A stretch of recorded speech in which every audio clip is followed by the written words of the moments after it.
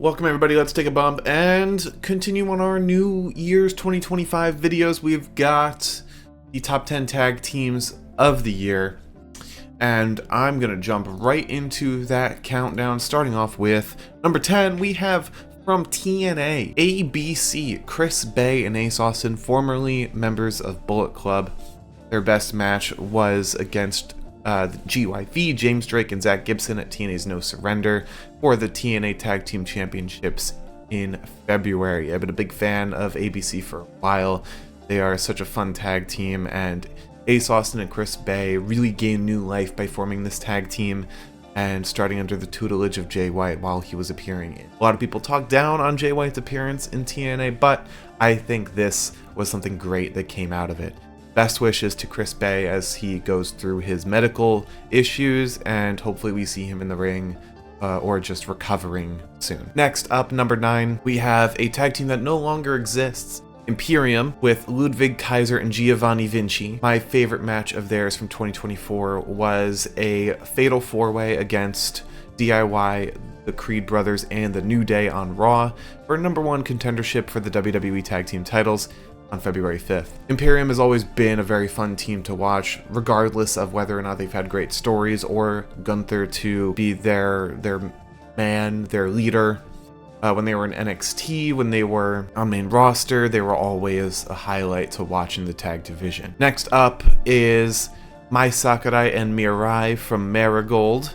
Their best match of 2024 was Miku Aono and Natsumi Shozuki versus Mai Sakurai and Mirai from Summer Gold Shine in the Twin Star Title Tournament Finals. They were a ton of fun to watch in the tag tournament, and I was introduced to a lot of these wrestlers from Marigold in 2024 once Marigold started, and Mai Sakurai and Mirai are so much fun to watch. Mirai she's got a great aura around her, and same with Mai Sakurai, and so I cannot wait to see more of Marigold and more of these wrestlers because they are awesome. Next up, we have American Maid with Julius Creed and Brutus Creed.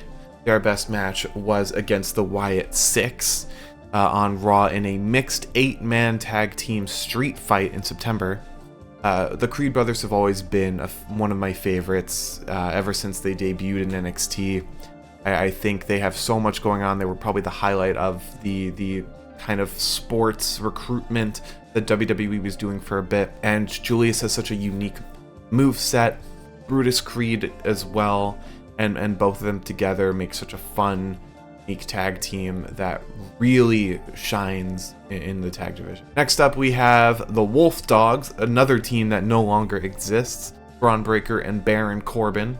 Their best match was against Fraxium at NXT's Stand and Deliver for the NXT Tag Team Championships. I believe that was the match where Braun Breaker went viral for moving the ring as he was running the ropes. I feel like Braun was able to bring so much out of Baron Corbin and gave Corbin one last great run in NXT in WWE before he was released, and this, I feel like, elevated Braun Breaker to a point that he hadn't reached while he was NXT champion. Next, number 5 from TJPW, Daisy Monkey, Arisu Endo and Suzume. Their best match was against 121 Million, Maki Ito and Miyu Yamashita at TJPW's Wrestle Princess 5 for the Princess Tag Team titles in September. Daisy Monkey, another team that I was kind of introduced to this past year watching TJPW for the first time, and they are really fun. They are so much fun. I know Suzume is kind of starting out in the business as well. She's like such a shine to her. This tag team is just amazing in the ring. They have great chemistry together. Every time I've watched them, I've always been impressed. Even, just a simple warm-up tag or something like that. I think they are always a pleasure. Next up at number 4, FTR. And their best match was in the Escape the Cage match on Collision against House of Black, teaming with Daniel Garcia in January. FTR, I mean, they are one of the best tag teams in the world, bar none. They're a mainstay. They will have a long legacy in tag team history. Even after Cash Wheeler had his incident where he had his tricep torn from his skin against the turnbuckle, and Dax Harwood had to go on a singles run in that time. I feel like both these guys have proven to be capable singles wrestlers as well as tag wrestlers, but really where they shine is the tag division. And I feel like without them, the tag division's kind of empty. It kind of is missing something, and FTR does bring a lot to the table in that regard. Next up at number 3, we have Fraum Axium and Nathan Frazier. Their best match was against Chase U on NXT for the NXT Tag Team Championships. Fraum was such an interesting new night to the tag division in NXT because both guys separate were fantastic wrestlers. They kind of just didn't have a ton going on for them. They were missing something. Since they got together, since they started teaming, they have found it. And I feel like they can build that legacy as a tag team, but they're also not skimping out on their singles runs. And in fact, that's a part of their story because they are such capable singles wrestlers. They are potentially missing out on tag team opportunities, even though they're the tag champions. They are afraid that it might ruin their tag run. Together, they are just always a pleasure to watch. They are always so much fun. Next up at number 2, DIY. Now, a lot of people might disagree with this, but I was so impressed with DIY this past year.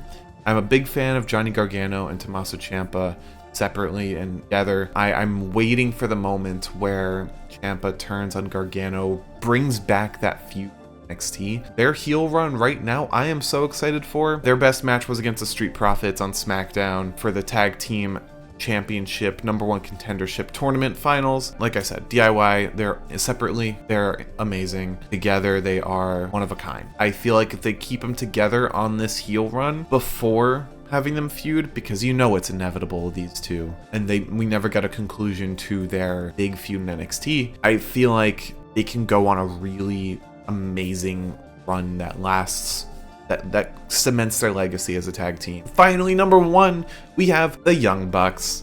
Matthew Jackson and Nicholas Jackson. Their best match was against Private Party for the tag titles in October. I feel like whenever the Bucks are gone, they're out injured or something, AEW tag division suffers. Whether that be a problem with the tag division itself or just a testament to how amazing the Bucks are. I love every match I see of the Young Bucks. They are so much fun and they bring such life to the tag division. And their heel run as Matthew and Nicholas really elevated them as a team, I feel like, and just made them so much more fun to watch over 2024. Elevated Private Party as well and gave Kazuchika Okada a place to find himself in the storm that is AEW's men's roster. Young Bucks, best tag team of 2024. Thank you all so much for watching. Check out my other videos recapping 2024 below. Let me know your favorite tag teams of the year and who are you looking forward to watching in 2025. Let me know in the comments and don't forget to like and subscribe. Bye-bye.